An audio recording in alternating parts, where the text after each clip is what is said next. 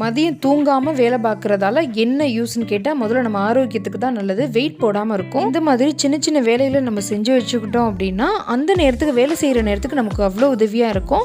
இப்போ நான் பொட்டுக்கலையை லைட்டாக வறுத்துட்டு பவுட்ரு பண்ணி வச்சுக்க போகிறேன். இந்த பவுட்ரு எதுக்கெல்லாம் யூஸ் பண்ணலாம் அப்படின்னா பூரி உருளைக்கிழங்கு செய்யும்போது இதை யூஸ் பண்ணிக்கலாம், தக்காளி தொக்கு வைக்கும்போது யூஸ் பண்ணிக்கலாம். புடலங்காவை பொரிச்சதுக்கப்புறம் லாஸ்ட்டாக ஒரே ஒரு ஸ்பூன் அப்படி தூவிட்டிங்கன்னா அவ்வளோ டேஸ்ட்டாக இருக்கும்.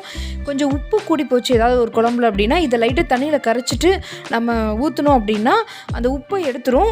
கொஞ்சம் கூட வித்தியாசம் தெரியாது, டேஸ்ட்டில் கொஞ்சம் கூட வித்தியாசம் தெரியாது. இந்த மாதிரி ஒரு பாக்ஸில் போட்டு நல்லா கவர் பண்ணி எடுத்து வச்சுக்கோங்க.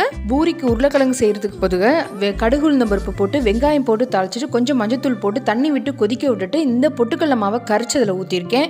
உருளைக்கிழங்கு போது இப்படி வெங்காய குருமாவும் செய்யலாம், அவ்வளோ டேஸ்ட்டாக இருக்கும். நீங்களும் ட்ரை பண்ணி பாருங்கள்.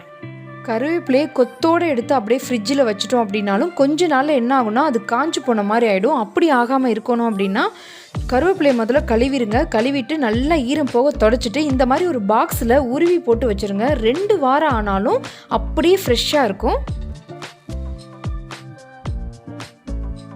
கொத்தமல்லி புதினாவை கழுவ வேண்டாம், புதினாவை இலையோடு ஆஞ்சு வச்சுருங்க. கொத்தமல்லியை அந்த வேர் இதை கட் பண்ணிவிட்டு வச்சுருங்க. 1 வாரத்து வரைக்கும் கெட்டு போகாமல் அப்படியே இருக்கும் ஃப்ரெஷ்ஷாக. நம்ம எப்போ யூஸ் பண்ணுறோமோ அப்போ வாஷ் பண்ணிவிட்டு யூஸ் பண்ணிக்கலாம். 2 மணி to 4 வந்து மாவு அரைக்கிற வேலையை வச்சுக்கிட்டிங்கன்னா நிறைய டைம் வந்து சேவ் ஆகும். மழை சீசன் அப்படிங்கிறதுனால இப்போ அரைச்சிட்டு இப்போயே உப்பு போட்டு நல்லா அடித்து பிணைஞ்சு வச்சிடலாம். வெயில் சீசனாக இருந்ததுன்னா மாவை பிணைஞ்சிட்டு வெத்தலையோட காம்பு வந்து அந்த மாவில் படுற மாதிரி ஒரு 2 வெத்தலை அதில் போட்டுட்டு அப்படியே மூடி வச்சுருங்க. மாவு வந்து பொங்கி ஊற்றாது, புளிக்கவும் செய்யாது. நிறைய ட்ரெஸ் இருக்கிற நேரத்தில் தனித்தனியாக அப்படி பிரித்து போட்டுக்கோங்க. ஃபேண்ட்டு, ஷர்ட்டு, அப்புறம் இன்ஸ்கர்ட்டு, குழந்தைங்களுக்கு இருந்தால் அது தனியாக அப்படி பிரித்து போட்டு மடிச்சிங்கன்னா ஈஸியாக வேலை முடியும். இப்போ எல்லாத்தையும் நல்லா நீட்டாக மடித்து எடுத்து வச்சுக்கலாம்.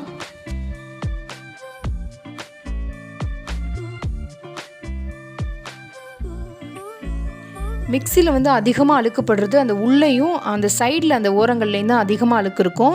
அதை ஈஸியாக க்ளீன் பண்ணலாம். நம்ம ப்ரெஸ்ஸு நார்மலாக யூஸ் பண்ணுற ப்ரெஸ் வேஸ்ட்டு ப்ரெஸ் இருந்ததுன்னா இதுக்காக அதை யூஸ் பண்ணிக்கோங்க. அதில் வச்சு க்ளீன் பண்ணாவே சுத்தமாக வந்துடும். நார்மலாக எடுத்து க்ளீன் பண்ணிவிட்டு திருப்பி இன்னொரு தண்ணியை விட்டு கழுவிட்டு இன்னொரு தடவை அப்படி தண்ணியை வச்சு அப்படி கழுவுங்க, சுத்தமாக வந்துடும். துணியை கொஞ்சம் தண்ணியில் நனைச்சிட்டு லைட்டாக உள்ளே கொடுத்து அப்படி அழுத்தம் கொடுத்து அப்படி இழுங்க, சுத்தமாக அதில் உள்ள அழுக்கு ஃபுல்லாக வந்துடும். இப்போ ஈரமான துணி வச்சு ஃபுல்லாக தொடச்சிட்டு நல்லா ட்ரை கிளாத்தில் இன்னொருக்கா லைட்டாக தொடச்சி எடுத்துருங்க. இது வாரத்தில் ஒரு முறை இப்படி செஞ்சால் போதும்.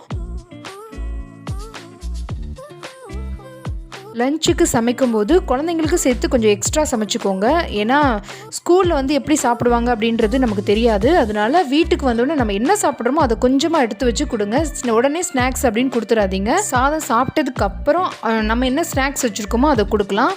உடனே ஸ்நாக்ஸை கண்ணில் காமிச்சோன்னா கண்டிப்பாக சாப்பாடு சாப்பிட மாட்டாங்க. இப்போ குக்கரையும் சாம்பார் வச்சுருந்த அந்த பாத்திரத்தையும் கழுவிடலாம். இப்போ பாத்திரம் எதுவுமே கிடையாது.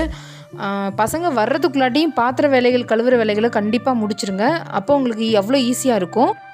இப்போ கேஸ் ஸ்டவ், அப்புறம் கீழே கவுண்டர் டாப்பு, மேலே அந்த செவர், அது எல்லாத்தையுமே லைட்டாக சுத்தப்படுத்திட்டு தண்ணி தெளித்து நார்மலான ஒரு சோப்பை வச்சு கழுவிக்கலாம். இது நிதமும் செஞ்சோம் அப்படின்னா இதுக்குன்னு நிறைய டைம் ஒதுக்கி நம்ம செய்ய தேவையில்ல. லைட்டாக பாத்திரம் கழுவும் போதே இந்த வேலையை லைட்டாக முடிச்சு வச்சுட்டோம்னாவே ஈஸியாக வேலை முடியும். இப்போ முடிஞ்சிருச்சு. பொதுவாக பாத்ரூம் வந்து வாரத்தில் ஒரு 4 நாள் கிட்ட கழுவிடுவோம். ஆனால் சைடில் இருக்க அந்த டைல்ஸ் வந்து அவ்வளோவா கழுவ மாட்டோம். இந்த நேரத்தை மத்தியான நேரத்தை இதுக்காக பயன்படுத்திக்கோங்க. சோப்பு தூள் போட்டுட்டு ரெட் ஹார்பிக்கில் வந்து கொஞ்சமாக ஊற்றிட்டு தண்ணி போட்டு மிக்ஸ் பண்ணிவிட்டு தண்ணி செவத்தில் ஊற்றி விட்டுட்டு இதை வச்சு லைட்டாக அந்த ப்ரெஸ் மாதிரி இருக்கிறத வச்சு நல்லா தேய்ச்சி விடுங்க, போதும்.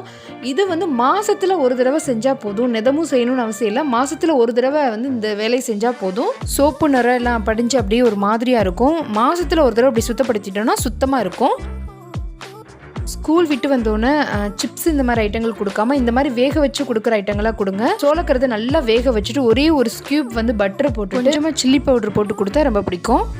வெள்ளை அவலாக இருந்ததுன்னா 1க்கு 2 தடவை நல்லா சுத்தப்படுத்திடுங்க. நல்லா கழுவிட்டு யூஸ் பண்ணுங்கள். ஒருவேளை சிகப்பவுல்னா ஒரு தடவை கழுவுனா போதும். அதுக்கப்புறம் சுடுதண்ணி போட்டு நல்லா ஊற வச்சுட்டு தேங்காய் சீனி போட்டு கொடுக்கலாம். சீனி ஹெல்த்தி இல்லைன்னா நாட்டு சக்கரை போட்டு கொடுங்க. குழந்தைங்களுக்கு அவ்வளோ ஹெல்த்தியும் கூட. இந்த மாதிரி வேக வச்சு கொடுக்குற உணவுகளில் மரவள்ளிக்கிழங்கு, சக்கரவள்ளிக்கிழங்கு, வேர்க்கடலை இந்த மாதிரி ஐட்டங்களாக ஈவினிங் ஸ்நாக்ஸ்க்கு கொடுங்க. ட்ரெஸ்ஸை அயர்ன் பண்ணுற வேலை, யூனிஃபார்ம் மாதிரியான விஷயங்கள், ஷர்ட் இந்த மாதிரி அயர்ன் பண்ணுறதுனா இந்த நேரம் கரெக்டான நேரம். எல்லாம் கிளம்பிட்டு இருக்க நேரத்துக்கு டக்கு டக்குன்னு அயர்ன் பண்ணி கொடுத்தா ரொம்ப கஷ்டமாக தான் இருக்கும். இந்த நேரத்தில் அயர்ன் பண்ணி எடுத்து வச்சிட்டிங்க அப்படின்னா அந்த நேரத்துக்கு காலையில் வந்து டென்ஷன் ஃப்ரீயாக இருக்கலாம். இஞ்சி பூண்டு பேஸ்ட்டு நீங்கள் நிறைய யூஸ் பண்ணுவீங்க அப்படின்னா இந்த டயத்தை யூஸ் பண்ணி நிறைய அரைச்சி எடுத்து வச்சுக்கோங்க. வாரத்தில் ஒரு தடவை அப்படி செஞ்சால் கூட போதும். நிதமாக செய்ய போகிறோம் இல்லை, வாரத்தில் ஒரு தடவை இந்த மாதிரி அரைச்சி வச்சுக்கலாம். எங்கள் வீட்டில் வந்து அதிகமாக நாங்கள் இஞ்சி பூண்டு பேஸ்ட்டு யூஸ் பண்ண மாட்டோம். ஆனால் இந்த டிஃபன் பாக்ஸில் ஒரு டிஃபன் பாக்ஸ் எப்போயுமே வீட்டில் இருக்கும். இஞ்சி வந்து தட்டி யூஸ் பண்ணுவேன், பூண்டு தட்டி தான் யூஸ் பண்ணுவேன், அரைச்சி அவ்வளோவா யூஸ் பண்ண மாட்டோம். ஆனாலும் ஒரு டிஃபன் பாக்ஸ் அளவு எப்போயுமே எங்கள் வீட்டில் இருக்கும். நீங்கள் நிறையா யூஸ் பண்ணுறீங்கன்னா இந்த டயத்தை யூஸ் பண்ணிக்கோங்க, அரைச்சி எடுத்து வச்சுக்கோங்க. இன்றைக்கி நைட்டு வந்து நான் குருமா செய்ய போகிறேன். அதுக்கு தக்காளி, வெங்காயம், பச்சை மிளகா நறுக்கி வச்சுட்டு தேங்காவை நல்லா திருகிட்டு மிக்ஸி ஜாரில் அரைக்காமல் மிக்ஸி ஜாரில் போட்டு வைக்க போகிறேன். தக்காளி வெங்காயம் வதங்குற நேரத்தில் நான் அரைச்சி எடுத்துக்க போகிறேன். இந்த மாதிரி வேலைகளை செஞ்சு வச்சிட்டோம் அப்படின்னா 7 மணிக்கு நம்ம கிச்சனுக்குள்ளே போனாலும் 8 மணிக்குள்ளே வேலை முடிஞ்சிடும். மதியம் தூங்காமல் இருக்க இந்த மாதிரி வேலைகளும் செய்யலாம். பூண்டை வாங்கி இப்படி ஸ்டோர் பண்ணும்போது கொஞ்ச நாளில் பூண்டு வந்து அப்படியே காஞ்சி போயிடும். அது அப்படி ஆகாமல் இருக்கணும் அப்படின்னா பூண்டை வந்து ஒவ்வொரு பல்லாக உரிச்சிட்டு அப்படியே போட்டு ஸ்டோர் பண்ணிங்கன்னா ரொம்ப நாளைக்கு நல்லாயிருக்கும். இந்த வீடியோ உங்களுக்கு ரொம்ப யூஸ்ஃபுல்லாக இருந்திருக்கும்னு நினைக்கிறேன். இந்த வீடியோ பிடிச்சிருந்தால் லைக் பண்ணுங்கள், ஷேர் பண்ணுங்கள், உங்கள் ஃப்ரெண்ட்ஸ் அண்ட் ஃபேமிலி கூட ஷேர் பண்ணிக்கோங்க. Thank you for